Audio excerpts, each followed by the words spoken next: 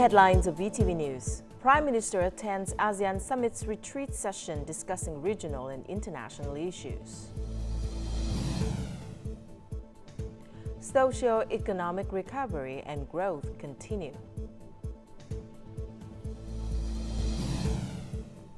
And later on in our world news, Google DeepMind's HASSABIS wins Nobel Chemistry Prize.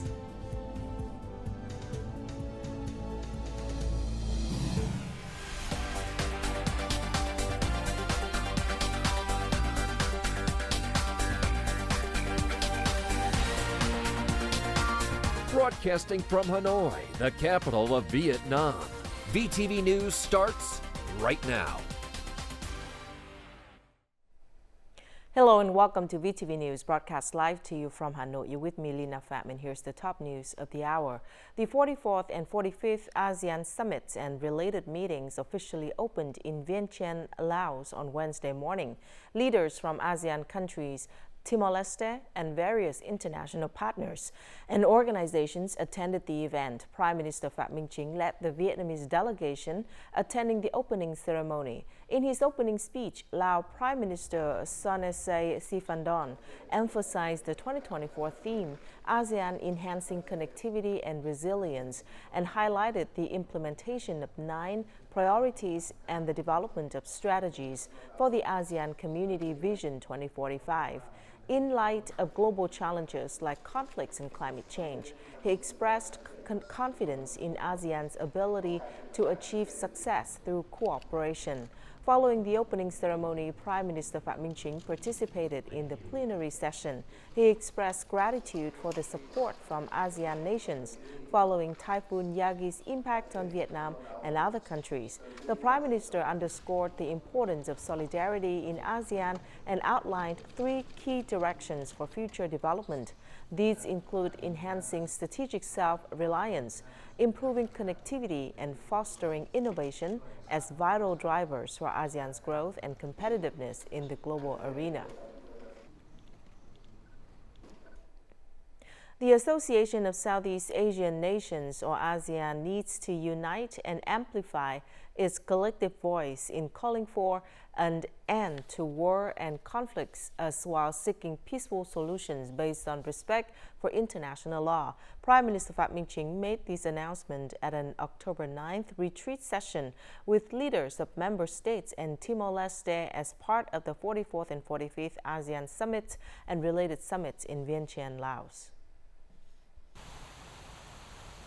In his remarks, Prime Minister Phạm Minh Chính called on the bloc to carry out more proactive action in capitalizing on growth opportunities, driving digital transformation and green development, and addressing climate change, among other emerging fields with potential for cooperation. He went on to stress that territorial disputes in the East Sea must be resolved by peaceful means, based on international law, particularly at UN Clause 1982, and calling for respecting the interests and sovereign rights of the parties involved. The Vietnamese government leader said it is necessary to ensure security, safety, and freedom of navigation and overflight in the waters. Accordingly, he urged ASEAN member states to maintain solidarity and reinforce their central role and common stance on the East Sea. Concerning the Myanmar issue, the Prime Minister commended the role of Laos and previous chairs in supporting the nation in seeking a solution based on the 5-point consensus, though noting that progress remains limited. He held that this reality calls for a new approach from ASEAN. Endorsing several solutions proposed by member states, he affirmed that the resolution should be determined by the Myanmar people and expressed his hope for dialogues and negotiations among stakeholders in the country to end the conflict, prevent harm to civilians, and mitigate security issues affecting the region, such as transnational crime and online fraud. Prime Minister Phạm Minh Chính asserted that ASEAN must leverage its role as a bridge to facilitate dialogue and negotiations among the concerned parties. On Wednesday afternoon, Prime Minister Phie and ASEAN leaders participated in talks with representatives from the ASEAN Inter-Parliamentary Assembly, or IPA, the ASEAN Business Advisory Council, ASEAN BAC, and ASEAN Youth. In the dialogue with the ASEAN Inter-Parliamentary Assembly, IPA, Prime Minister Phie praised the active involvement of member parliaments in promoting ASEAN priorities. He stressed that strengthening ASEAN solidarity is crucial for addressing major global challenges. Welcoming this year's IPA theme, the role of parliaments in enhancing ASEAN connectivity and inclusive growth, he urged countries to take decisive actions to build a connected and resilient ASEAN community. The Prime Minister called for unity among member parliaments in building strong institutions that enhance self-reliance, connectivity and inclusiveness, while ensuring effective oversight of government agencies to support national development goals. During the dialogue with the ASEAN Business Advisory Council, the Prime Minister praised the region's economic achievements and welcomed the Council's 2025 theme, Connecting Digital Trade. He urged the Council to address major regional challenges, including climate change, population aging, and resource depletion, while promoting cooperation in digital and green economies. Emphasizing the importance of business connections, he suggested enhancing resource mobilization through public-private partnerships, technology transfer, and support for human resource training. During the dialogue with youth representatives, the Prime Minister highlighted their crucial role in building an innovative ASEAN community. He identified 3 key areas for youth leadership: adapting to digital and green transformations, tackling regional social issues like climate change and population aging, and proposing innovative ideas for the future ASEAN community.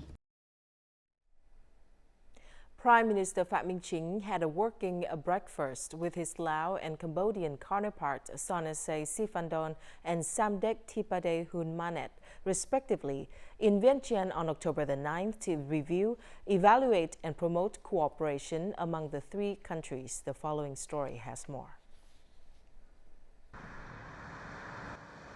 At the meeting, the Prime Ministers emphasized the tradition of solidarity, connection, and mutual support among Vietnam, Cambodia, and Laos is a valuable asset and a foundation for developing cooperative and trusting relations. They held that defense and security cooperation continues to be an important pillar of their relations, while economic, trade, and investment cooperation has seen strong advancements. People-to-people exchanges are increasingly diverse, and party-to-party cooperation plays a core role in guiding the development of relations.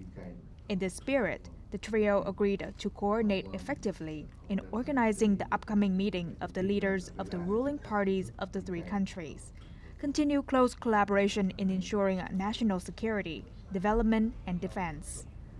The Prime Ministers held that economic and trade cooperation among them needed strategic breakthroughs to match the political relationship, as well as the potential and strengths of each country. They underscored the need to ensure security, safety, and order, and promote development cooperation in the joint border areas. They also agreed to organize an annual meeting of defense ministers and the Cambodia-Laos-Vietnam Ministerial Conference on Crime Prevention. The Prime Ministers were adamant about finding solutions to develop bilateral and trilateral cooperation mechanisms in a more effective and substantive manner for the benefit of the people of the 3 countries, for the common ASEAN community, and to continue contributing to peace, stability, cooperation, and development in the region. During the ASEAN Summit in Laos on Wednesday, Prime Minister Phie and Singapore's Prime Minister Lawrence Wong held their first annual meeting. They discussed cooperation directions and agreed that economic collaboration remains a vital pillar of their partnership. Prime Minister Phạm Minh Chính praised the significant progress in implementing the framework agreement connecting their economies and the Green Digital Economy Partnership. Prime Minister Lawrence Wong supported Prime Minister Phạm Minh Chính proposal to encourage Singaporean businesses to expand and improve the quality of their investments in Vietnam.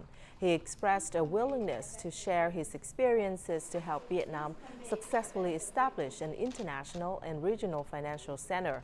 The two prime ministers agreed to strengthen ASEAN solidarity and give attention to the sustainable development of sub-regions, including the Mekong sub-region. They reaffirmed their determination to elevate the bilateral relationship to new heights.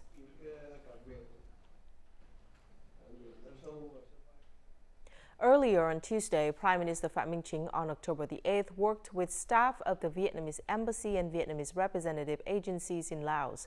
At the meeting, Prime Minister Phạm Minh Chính emphasized that the Vietnam-Laos relationship is very special, and Vietnamese representative agencies and officials must thoroughly grasp the spirit of sincerity, trust, and openness in these relations.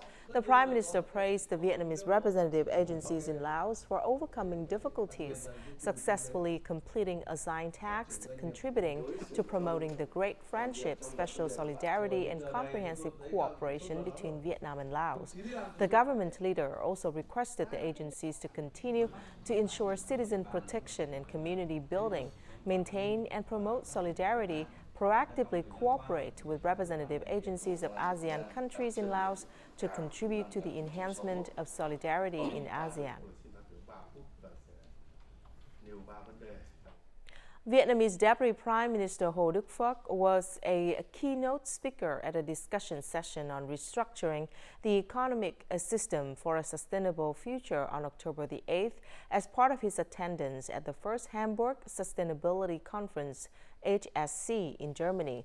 In his remarks, Phước urged the international community to leverage scientific and technological achievements better, foster an innovative mindset, and find new solutions, methods, and concrete actions in a global, inclusive, and people-centered direction aimed at speeding up the transformation of national and global economies towards greener and more sustainable, inclusive, and resilient development in harmony with nature, ensuring fairness, and leaving no one behind. The Deputy Prime Minister also reaffirmed the Vietnamese government's strong commitment to improve people's lives and promote national development in a greener and more sustainable direction. Coming up next, socio-economic recovery and growth continue.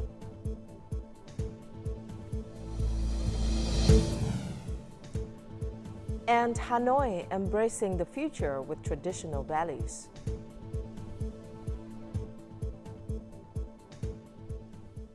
When it comes to business, it's crucial to choose a smart location with global impact. And Vietnam might just be the location for you. Connect worldwide to advanced logistics networks. Smart hub for technology and innovation. A dynamic business ecosystem. An environment with a competitive edge.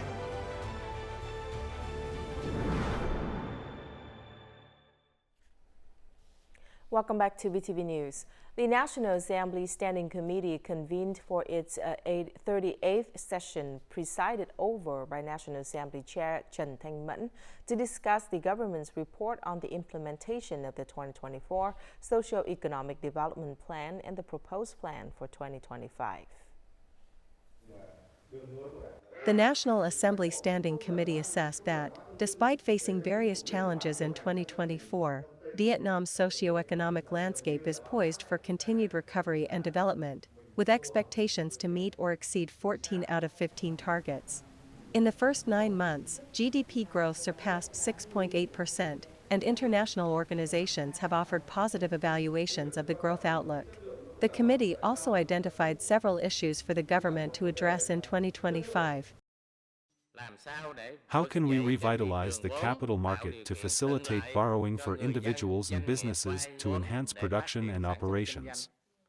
I've noticed that banks have reported an increase in savings interest rates during the first 9 months of the year. But what measures can be taken to revive the capital market to ensure that businesses and individuals have access to funds for development? Some opinions suggest that the government should prioritize ensuring a reliable electricity supply while concentrating on completing a comprehensive and modern strategic infrastructure system. We aim to achieve 3,000 kilometers of expressways nationwide by 2025 and finalize investment for railway lines connecting Vietnam with China. We will also begin constructing the North-South High-Speed Railway project and develop solutions for implementing PPP projects. We recognize the government's significant efforts in presenting the draft amended law on electricity to the National Assembly Standing Committee. However, we are deeply concerned about one issue. Even if the law on electricity is passed soon, without strong measures to incorporate additional power projects rapidly, there is a high likelihood that we could face the same consequences as in previous years. In its review of the draft amended law on public investment, the National Assembly Standing Committee urged the drafting agencies to consider its feedback on several key issues, including the authority to allocate general reserves for the medium-term public investment plan, adjustments to the medium-term and annual public investment plans, and criteria for capital levels of important national projects and Groups A, B, and C. The committee also recommended decentralizing authority to the People's Council and the chair of the People's Committee for Investment Decisions, and emphasized the need for ongoing consultation with experts and relevant agencies to ensure the revised content is prudent, aligns with best practices, and complies with constitutional provisions. Once a dominant player in transportation, the railway industry now holds just around 1% of the market share. To revitalize the sector is essential to eliminate bottlenecks and create opportunities for comprehensive development. A high-speed railway project promises a more advanced future for Vietnam's railways. It will help establish a diverse logistic network integrated with various modes of transportation. After loading and unloading goods, there's still a wait. When there are enough passengers, the train can finally depart. The railway industry's current reputation is for slow speeds and lengthy transit times. The railway industry is entering a new era of opportunity. Passenger trains will run on the high-speed railway network. In contrast, freight trains can fully utilize the existing rail system through more efficient planning and better connections to other modes of transport. According to the plan, the railway will be connected to seaports, economic zones, and border gates, enhancing the logistics efficiency of the rail industry. The high-speed railway project will directly link two major urban centers, Hanoi and Ho Chi Minh City, while passing through 17 urban areas with populations of 500,000 or more. This will open up new opportunities and foster development in all the regions along the route. The development of high-speed railways would link key growth regions, improving connectivity. Enhanced transportation infrastructure would expand cargo hubs, laying the foundation for advancing Vietnam's logistics sector. Economically, it facilitates stronger connections, boosting trade, commerce, services, investment, and infrastructure development. The route is planned to have 23 passenger stations and 5 freight stations connected to key cargo hubs. Fast and convenient transportation will help establish major trading points along the north-south economic axis. It will also enhance the industrial potential, urban infrastructure, and tourism services in many areas along the high-speed railway's path. Hòa Bình Province launched a campaign titled 450 Days and Nights to eradicate temporary and dilapidated housing for the poor on Wednesday. Thanks to a strong commitment, nearly 3,200 households that meet the eligibility criteria will receive support to build new homes by the end of 2025.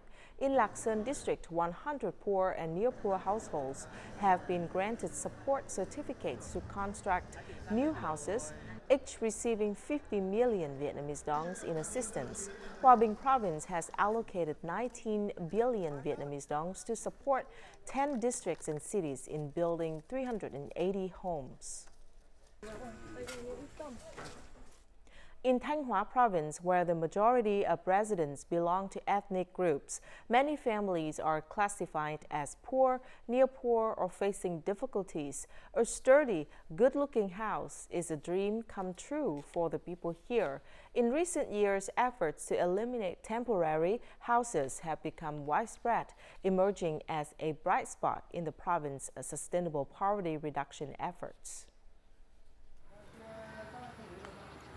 Just a year ago, many families in the fishing village of Thiệu Vũ, Thiệu Hóa district could not imagine living in sturdy homes. By August 2023, with support from local authorities and generous donors, 28 families have been relocated from the shore. The village elders still vividly remember when they used boats as houses. Each house is on a stretch of river that is very far away, so the children cannot attend school. Now we have a house and clean water to use. We are very grateful to the party and the state for their help. In the mountainous district of Mường Lát, a border area, over 65% of households are classified as poor or near poor.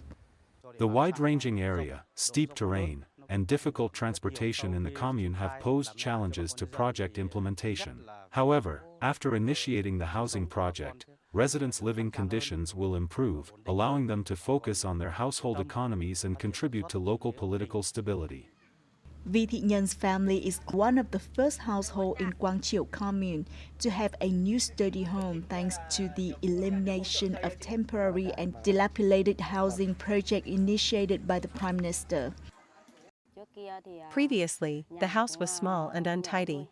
Today, housing and clean water have seen significant improvements, leading to greater stability. According to statistics, around 18,000 poor and near-poor households in Thanh Hóa need housing support. Implementing the initiative reflects the responsibility of ensuring that no one is left behind. 70 years after Liberation Day, Hanoi has undergone a proud and eventful journey. Guided by late President Ho Chi Minh's ideology, the city's leaders and citizens have upheld their exemplary tradition, striving to build a cultured, civilized, and modern capital, in line with Politburo Resolution number 15, outlining Hanoi's development goals to 2030 with a vision to 2045. The entire country looks to our capital. The world watches our capital, so our capital must strive to become a peaceful and beautiful capital. Late President Ho Chi Minh often referred to Hanoi in this way. The phrase "our capital" emphasizes its position, responsibility, and its pioneering, exemplary role. Hanoi has always been a pioneer in making decisions for developing the capital and the whole country. This is one of Hanoi's sources of pride and fundamental strengths. Building on its 1,000-year tradition of culture and heroism, Hanoi has taken the lead since 1986, setting an example for the country in carrying out the renovation efforts initiated and led by our party. Today's achievements reflect the strong momentum of the capital during the renovation period. Hanoi has strongly transformed from an agricultural economy to an industrial and service economy. The average GRDP per capita has reached nearly $6,300, more than 130 times higher than in 1954. The scale of the economy has reached about $55 billion, contributing about 16% of GDP of the whole country. The requirements for the development of Hanoi in the future are very high, with many challenges. However, there are also many opportunities to develop faster, sustainably, be more beautiful, and be worthy of being the capital of an increasingly powerful and prosperous Vietnam.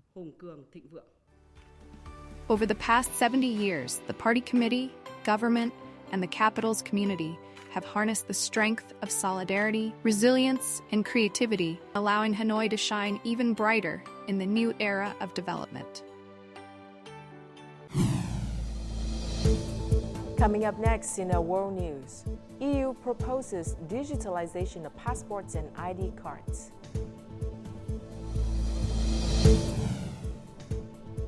And Google DeepMind's HASSABIS win Nobel Chemistry Prize.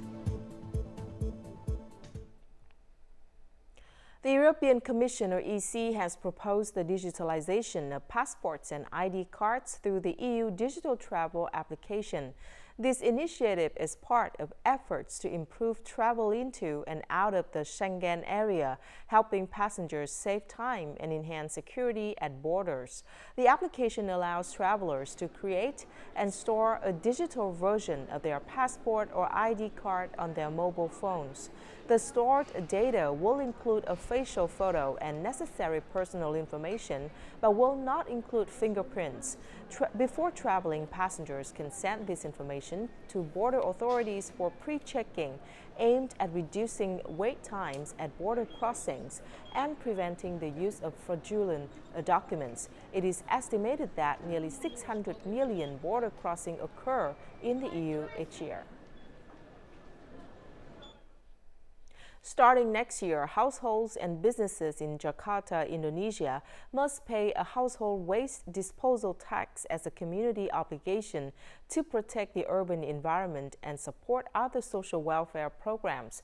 According to the new regulations, the waste disposal tax will be based on electricity usage. Households using 450 to 900 volt amperes will be exempt from the tax, while those using 1,300 to 2,200 volt amperes must pay $0.64 per month.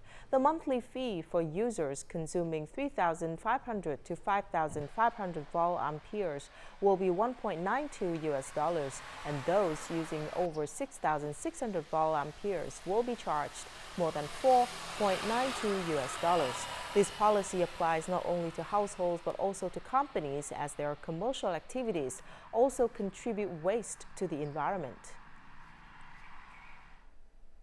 Britain's Demis Hassabis has won the 2024 Nobel Prize in Chemistry. The award-giving body said on Wednesday for his work on understanding the structure of proteins. U.S. scientists John Jumper and David Baker were also awarded the prize. More in the following story. This year's award honors 3 scientists: Professor David Baker, Google DeepMind CEO John Jumper, and Google DeepMind senior researcher Demis Hassabis. One of the things we gave Gemini the capability to do was to generate images like you talked about, but it turns out that it wasn't working quite the way we intended it to work. It had these issues with the historical figures. So, and this points out one of the nuances that comes with advanced AI. They were recognized for their groundbreaking work utilizing computational methods to design proteins and predict protein structures. This achievement is particularly significant in computational biology, where advancements in protein design can lead to major breakthroughs in medicine and biotechnology. Their innovative approaches have enhanced our understanding of protein folding and function, which are crucial for various applications, including drug discovery and disease treatment. The research team that created AlphaGo will now throw their energy into the next set of grand challenges. We hope to build on the science behind AlphaGo and to develop the next set of advanced general algorithms that events like this have helped to create. The prize, widely regarded as among the most prestigious in the scientific world, is worth $1.1 million. And now let's take a look at the weather forecast.